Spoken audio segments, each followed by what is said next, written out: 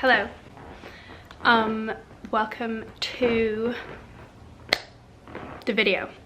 We have got a bit of a different background today. I thought I would film in my living room because none of my flatmates are here, so I'm gonna make use of the space. I have my new little glass.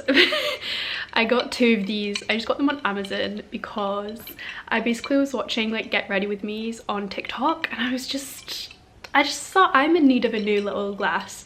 I would have an iced coffee in this, but it is 3 p.m. so we're going with just some iced water because we're hydrated.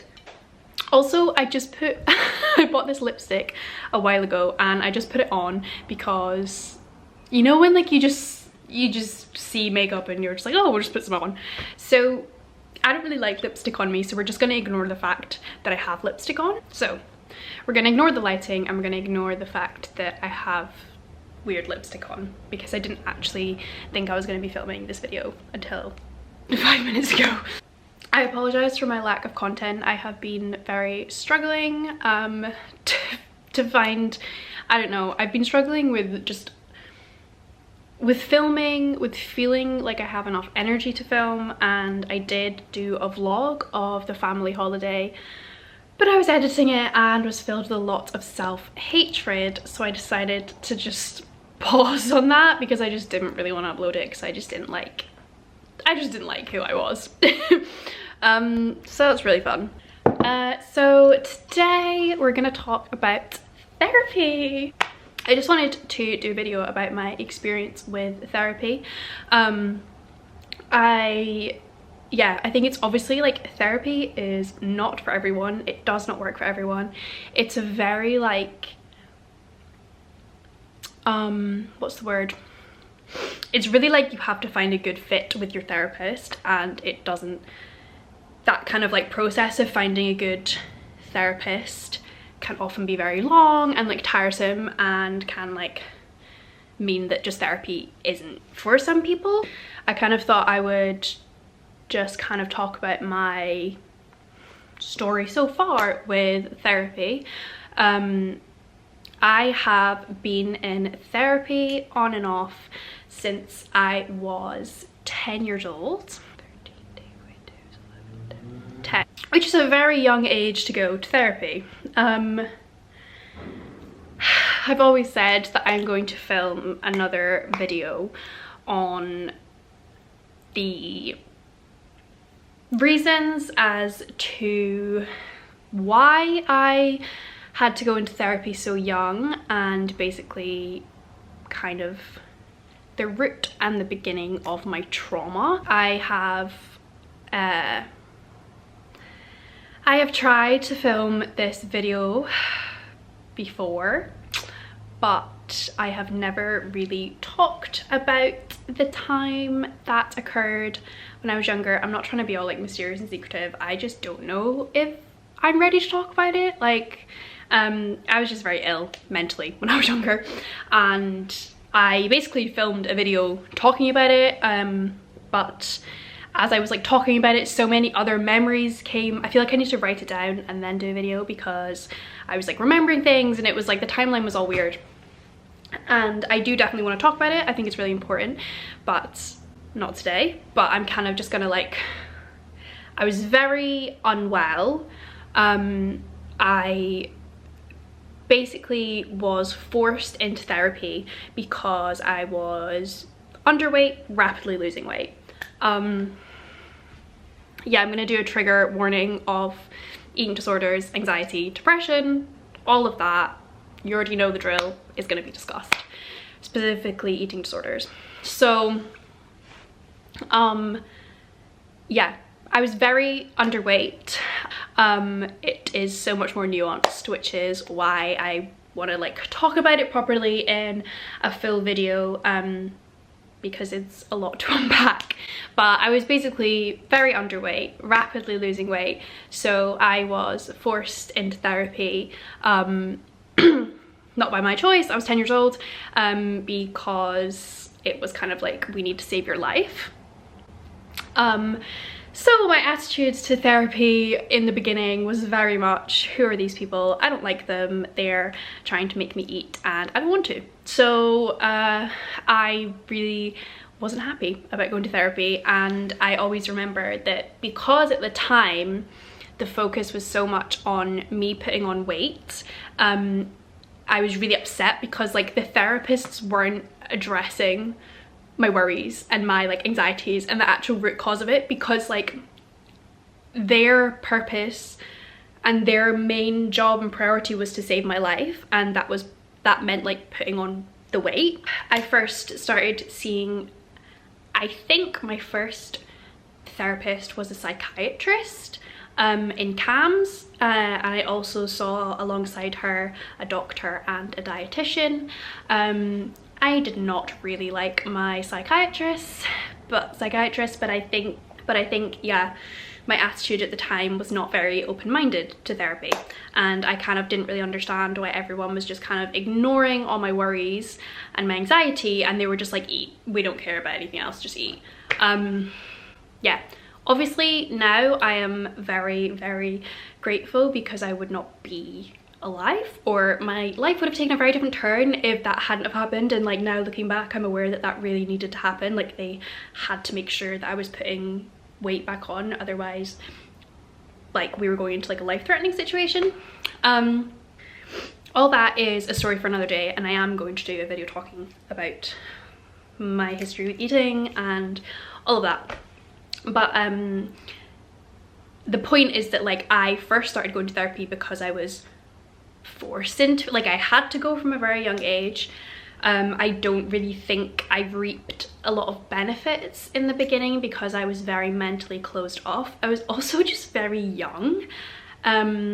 Basically after we were out of the critical stage of my illness, I then stopped seeing, I basically had a break from seeing doctors and all that because it had been a very traumatic time, and I think I needed some time to just not see people.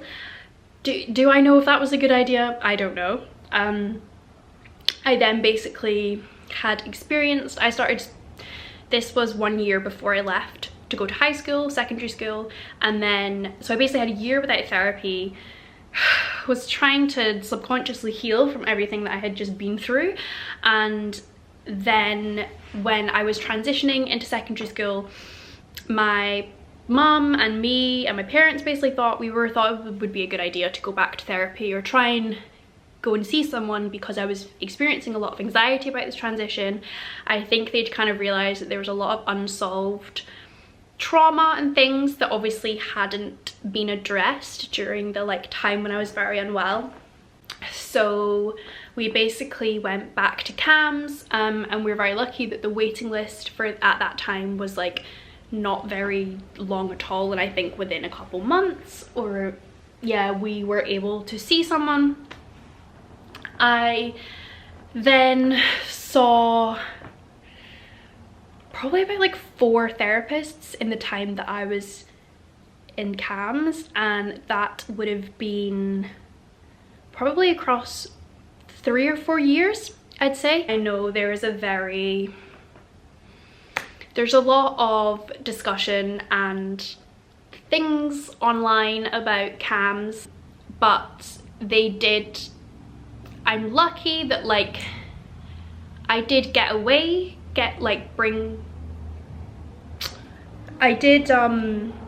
my god, what's the word? I was able to take things away from my sessions, and at the time I think that's what I needed. It helped me. I would definitely say my beginning, like the beginning introduction to CAMS was traumatic, because it was a very traumatic time in my life when I was unwell, but the kind of years that followed when I was just in regular non-life-saving therapy, it was very helpful. I definitely preferred some of my therapists to others. Yeah, I basically just ended up having a couple because it's like people would leave, they would go on like maternity leave, things like that, so you just kind of get assigned a new therapist, and they try to make sure that they do. I remember that my new therapist would like come and sit in with my old therapist to like establish a bond before the old one left. I just think it's so important that if you have a therapist, to be able to click with them, and I experienced that with one of my therapists, that we just had this connection, and I just felt like she really heard me and really understood what I was saying and where I was coming from. But I definitely felt with other therapists there was just no, there was no connection, there was no like really relationship between us. And I do think that for therapy that is really important, and like I said at the beginning of the video, it can take a really long time to find a therapist that fits you, fits your personality. And it's also it can be a lot because you're having to basically unload your trauma on each new therapist. So it can be a very long journey, and I can completely understand why people would be put off or kind of just not bother with it, because it's kind of not just as simple as like booking an appointment with a therapist and being like, great, okay, because you might not get on with that therapist. And different therapists kind of specialize in different, I'm saying therapist just as a broad term for like psychiatrists, psychologists, clinical psychologists, like I'm just using it as a broad term. But therapists can specialize in different things, like CBT, which is cognitive behavioral therapy, ACT therapy, which is acceptance and commitment therapy. Like so it kind of depends on what you want to focus on in your therapy. I received CBT, cognitive behavioral therapy, for most of my time at CAMS, I think. It's kind of all about challenging your thoughts and altering the way you think and behave. Very broad term, very vague.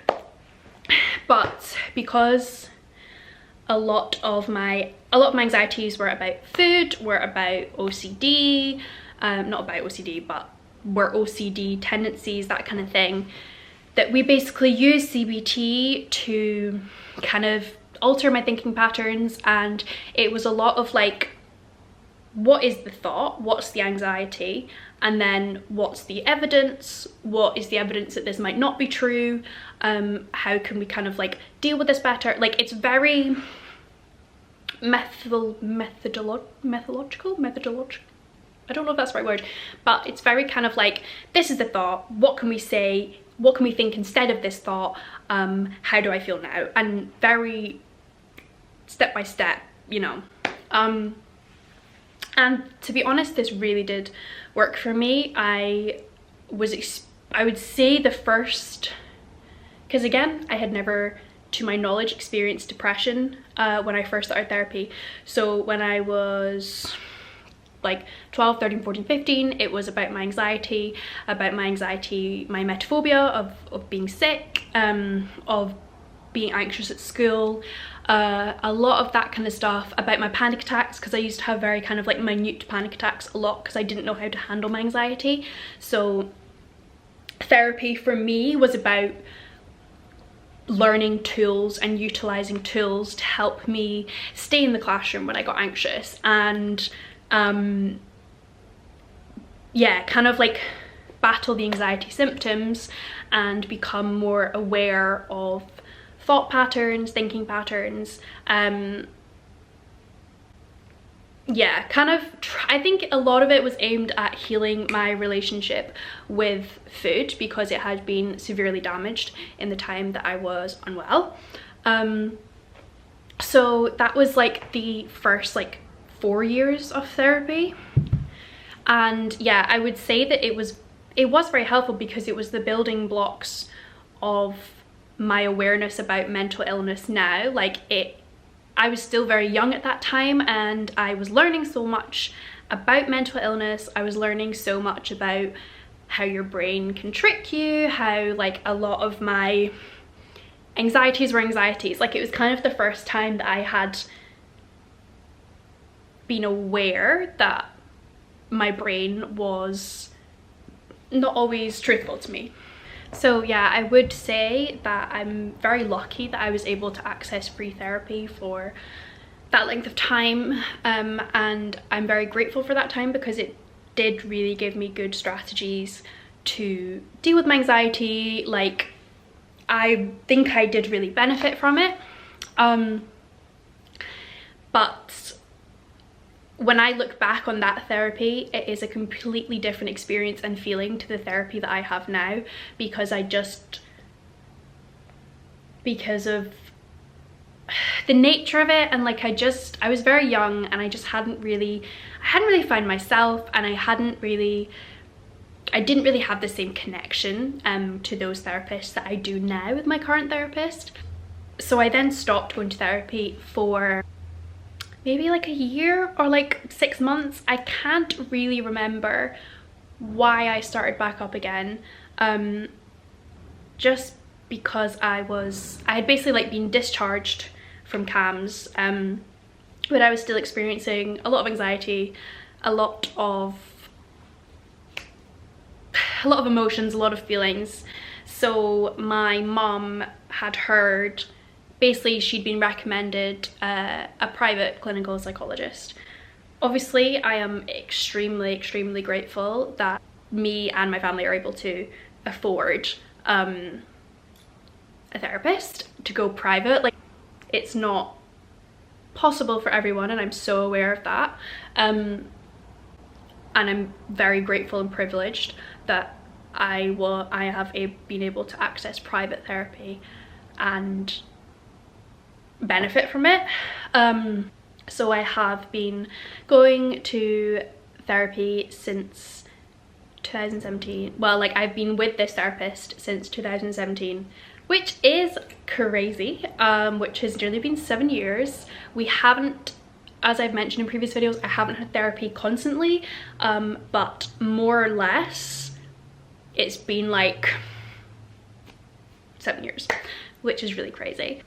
And it was just luck of the draw that my mum had been recommended this therapist and we got on. I do remember, like, it wasn't always like, it wasn't like I sat down the first time and I was like, oh great, like, we got on really well, this is amazing. Like, it's definitely been a slow build of a relationship, as with most things are, and it's difficult because you are opening up to a stranger and you are letting them in on some of your most shameful thoughts, your most like things that you don't talk about with anyone else. Unfortunately, it is not as easy as just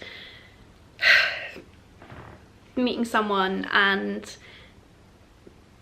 instantly clicking with them. Like, I didn't find that at first. I did still find it very hard to talk about like my anxieties and my fears, because a lot of it was just stuff that I had never really told anyone. I think even when I was in CAMS, I would hold a lot of things back because I don't really know why. Maybe like out of shame, out of embarrassment, like just lack of a relationship to these people, that I just didn't feel comfortable enough to share my innermost thoughts. Oh God, I've got a dead leg.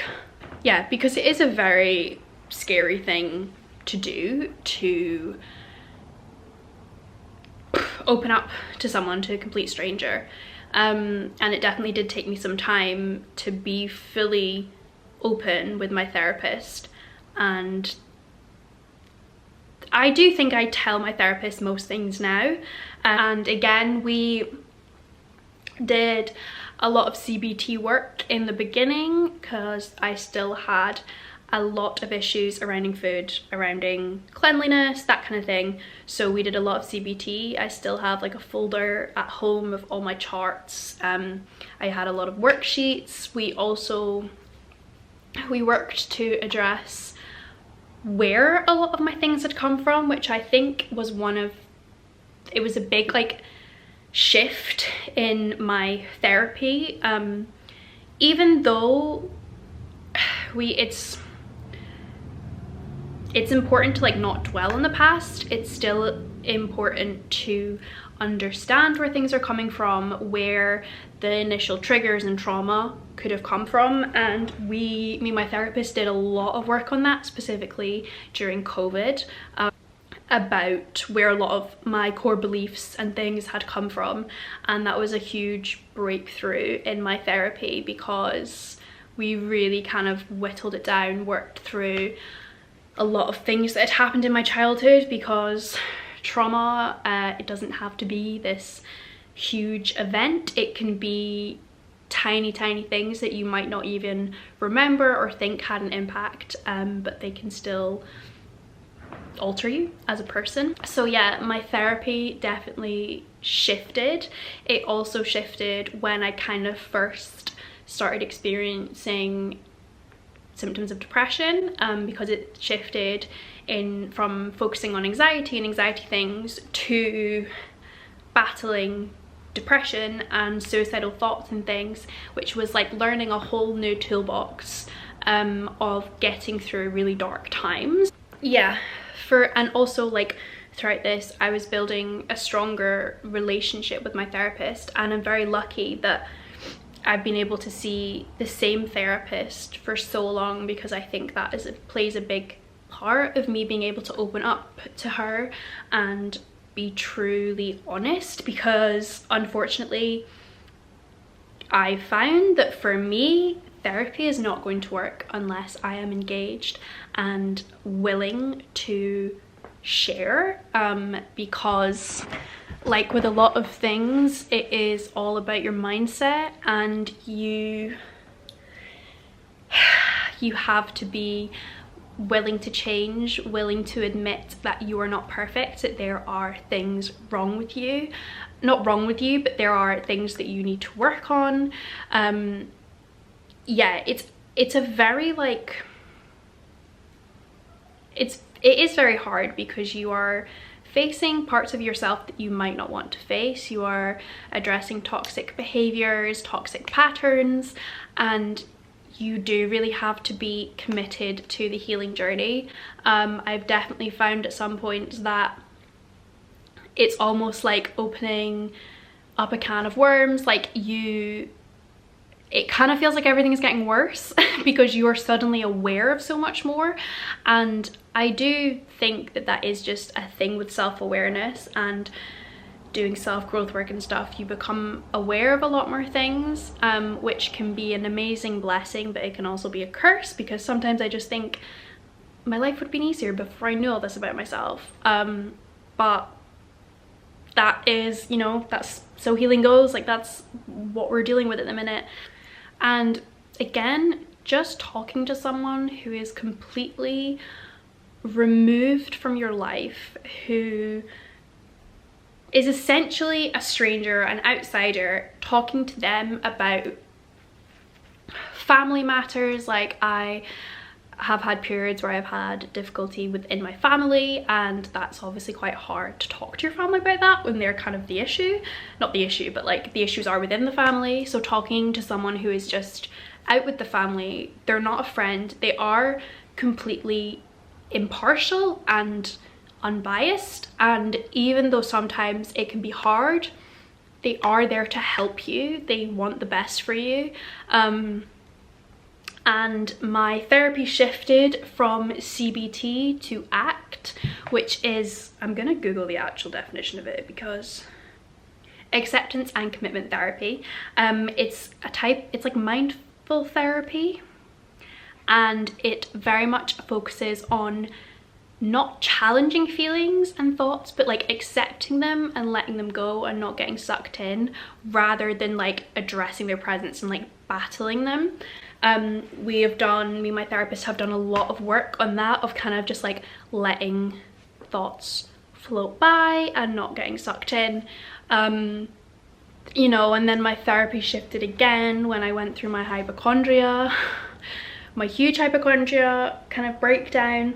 My therapist was there throughout that. I think it was quite a jarring time in my therapy, and it was a hard time in my therapy because I was very unwell, did not want to be in those sessions, didn't want to see my therapist because I was so convinced that I was dying, and I was definitely a clear time in my therapy where I remember I was not engaged with the therapy and I was not listening. I just wasn't open to anything. And the same thing happened right before I started taking sertraline.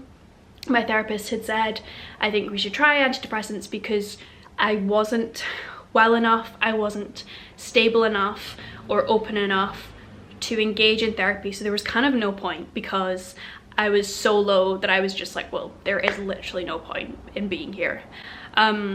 So it's not as if I found my therapist and it's been smooth sailing. Like, I have had ups and downs with therapy. I definitely have had times where I didn't want to be in therapy anymore. I still sometimes wake up and I'm like, I don't want to talk to my therapist today. I don't want to do therapy, because it's holding yourself accountable. It is talking about things that maybe aren't that easy.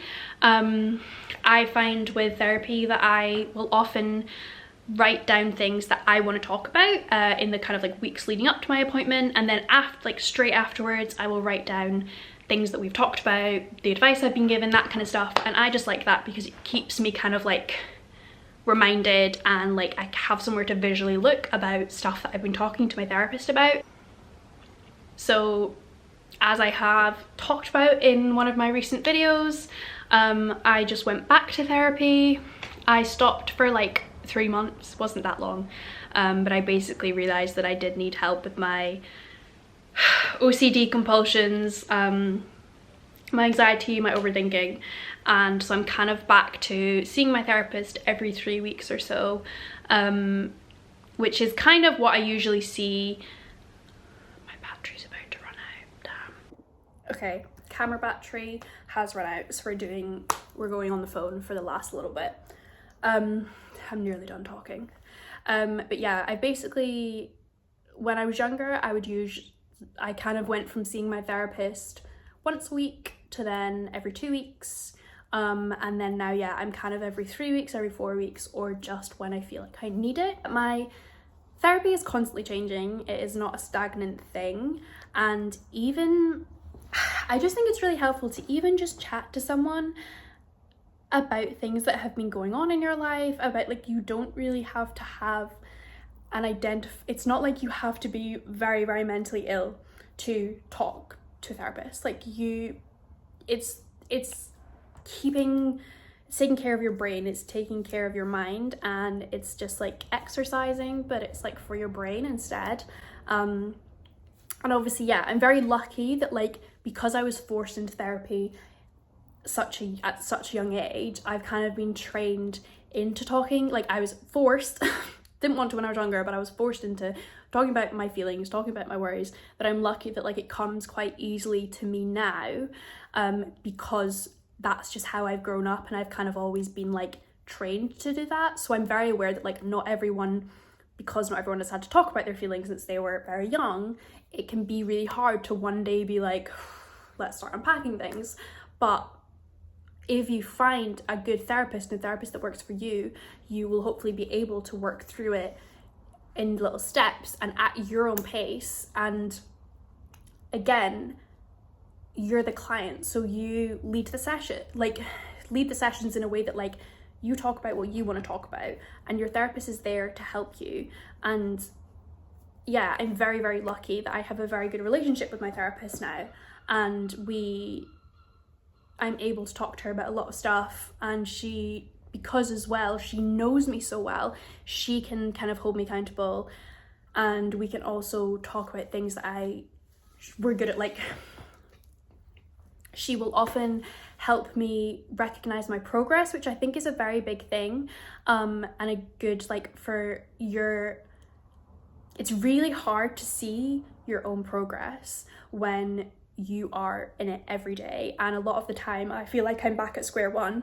But I'm lucky because my therapist will often be like, well, a year ago you were worrying about this and you wouldn't have done this, and you were saying you couldn't go for dinner, and it really kind of puts it into perspective and makes you feel, oh, I've actually come a long way, because this is like solid evidence that, you know, I've conquered that. I've battled that worry. I always say when people ask me about therapy, I always recommend it because I do think I am a better person because of it. But it is not to diminish that, particularly since 2020, I have done so much of my own healing work alongside therapy that like has really boosted my therapy, because I've become very independent in my growth and my healing, that like I've been able to come to my sessions with more of a plan, with like more knowledge behind me, because I've been reading books, listening to podcasts. Like it is, you have to be committed to the process as well, which is something that's quite difficult, because when I was really ill in the beginning, nothing was changing because I did not want to be there. So that is something that's like, it's kind of a tough like pill to swallow. I also am very open about therapy now, whereas the whole way through school, would never tell anyone I was in therapy. I told my 3 closest friends and would never tell anyone else. I used to make up that I had just like doctor's appointments that went on for hours, because I just didn't want to be seen as that like problem kid. And again, like mental illness was not spoke about in the same way it is now. I didn't know anyone else who was in therapy. It was just a much more taboo thing, whereas it's kind of crazy because now I know a lot more people who are in therapy who are open about it, and I will now willingly talk about it online. And I will, if someone asks me like, oh, what did you do this morning? I will tell them, oh, I had therapy. It's not something to be ashamed of. Like I spoke about in my video where I was talking about going back to therapy, it's not shameful. Like it can feel like you're a failure and like you need help, and you know, sometimes therapy can make you feel like you have all these things wrong with you, and it can really like sometimes focus your mindset on all the things that are wrong with you. But like it doesn't mean that you are weird or you are like you need help, or like it's just it's really brave. Like I just think it's a really brave thing to admit that there are things about yourself that you are not happy with. Like I have said before, you should go to therapy because you want to, because you want a better life for yourself, because you want to heal parts of you, you want to address things about your childhood. Like it's a very, very brave thing, and it's because it's a scary thing. You are being very vulnerable with someone that you don't know very well, particularly in the beginning, and it's just not something to be ashamed of, because it is literally like you're looking after yourself. It's like running a bath, you know, every night, and like making sure you eat good food and that kind of stuff. You're just looking after your brain and your mind, and it will also improve your relationships with people, your relationship with yourself. Like I am a completely different person to who I was when I first started therapy.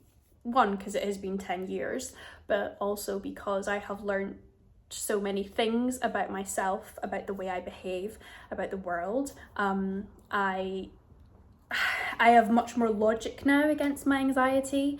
Does not always work, as you can see from my many breakdowns. Sometimes in the moment, it's not very good, but it's just like given me a toolbox for when I'm anxious, when I'm depressed. Like, yeah, it has like saved my life 100%. And yeah, I'm now very comfortable saying that I go to therapy and admitting that I'm not perfect. Like I have worked very hard to be where I am today. Yeah, it has definitely helped me so much in my self-growth journey and my healing journey. Obviously, as I said, I'm very, very grateful and lucky that I'm able to afford private therapy, and I know not everyone is as blessed. I don't have an experience of being an adult in the CAM system. I just have my time when I was like a teenager. Yeah, my experience with therapy has been wholly positive. But I think if you were to ask me about my experience when I was like 14, I would probably say nope, don't like it, because it wasn't the right fit. Like, I just wasn't ready to engage in that way in my therapy. And it's different for everyone, and it does not work for everyone, unfortunately. Just like sertraline, antidepressants, like, it's not one size fits all. It's not like snap, we're done. It is very hard. Like, a lot of the time I can come away from therapy crying, just feeling very empty, like feeling very hollow. Like, it's very raw, it's very emotional. But yeah, that is my experience with therapy. Don't know if this has made any sense, if it's of any use, but I just wanted to talk about it and remind you guys that it's nothing to be ashamed of, and it's maybe worth a shot if you haven't tried it. It's maybe just worth seeing if it can help, because it has got me through some of the darkest times of my life. Yeah, it has helped get me through. So I think that's everything I want to say. I hope you guys enjoyed this video. I really don't know if it was any good. I will hopefully sometime soon do a video on my food issues, illness when I was a child, but I need to write it all down first. So thank you for watching. I hope you all enjoyed, and keep fighting, just keep on going. That's kind of all I have to say. It is a long road, but you've come so far already. Bye.